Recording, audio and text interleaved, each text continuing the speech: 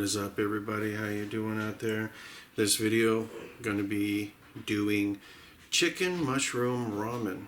We're going to be doing something different this time. Let's get our vegetables ready. We're going to be using some celery, and like I had mentioned before in my previous video, everything that you put in here is going to get strained out. And because of that, there's no reason to use the finest looking vegetables. Get the cheap stuff. You're just extracting flavor from it. You're not trying to present it right. What I will usually do with carrots is I use the back end of my knife to peel them. My wife right now has COVID, so soup is on the menu. We're going to use half of a white onion. So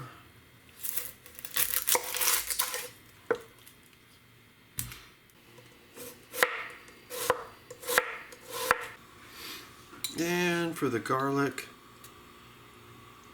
that should actually be pretty good, but this stuff has a tendency to be a little weaker than fresh, so you can add more. And these are little, so I'm just going to end up throwing a few small ones in there. It all gets drained out. We're going to need some salt for this, so that's about right. We are going to throw this on the stove, and we're just going to keep turning it until it becomes translucent. And then those raw flavors kind of disappear. It starts smelling right. And for the chicken, kind of the same thing. Don't go out and spend a lot of money on the best chicken you can find, because we're making a soup. This is a poor man's food, but that doesn't mean that it has to taste like poor man's food. All right? Learn your spices and how to cook things, guys. This right here, this was on sale for $7.72, but it had a 30% coupon. I was planning on cooking it today. That's what I'm using. So this is going to be leg quarters. Now, ideally, I like using a whole chicken when I do this, but they didn't have any whole chickens. Who would have thought, right?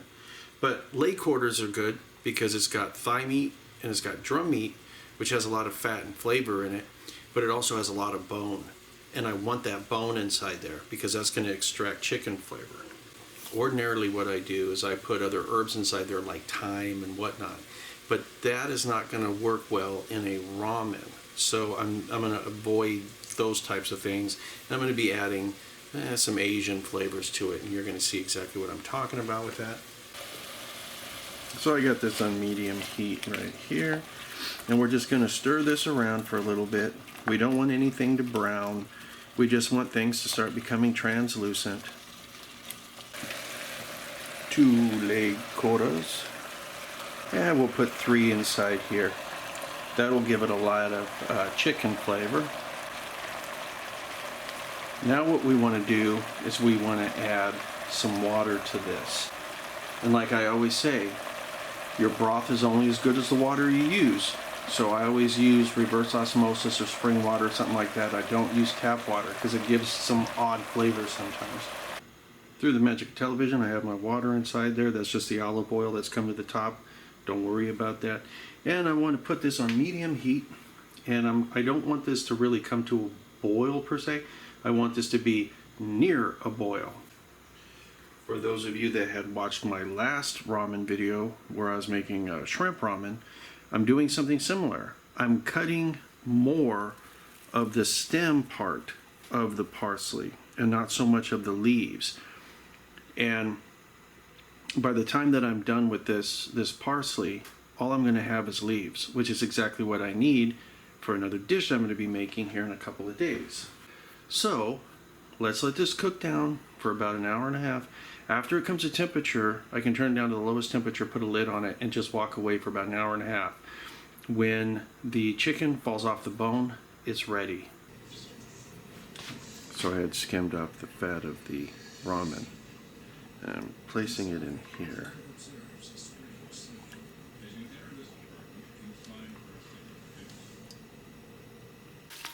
And I've got these portobello mushrooms, and I'm just going to throw them inside here. To this, we're going to add a little bit of salt, a little black pepper,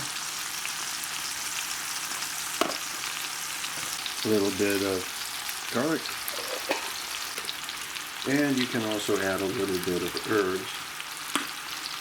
In this particular case, I'm going to be adding a little bit of thyme.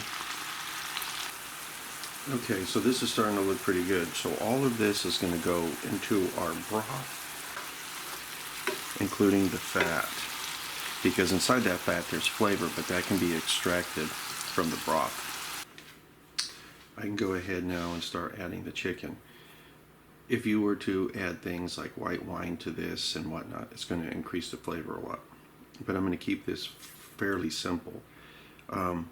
This by itself is going to be a good broth for ramen. So I'm just going to keep this on low, let the fat come to the surface, try to skim some of that off, and start putting our chicken in there, and we're good to go.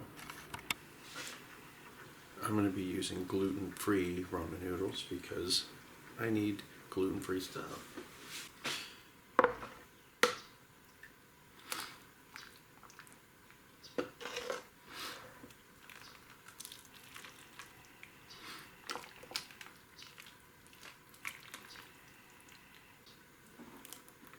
Pow. But anyway, guys, that is that. If you like this video, hit like, hit subscribe, all that good stuff. Check out my other videos. Until next time, Merry Christmas, and I'll see you later.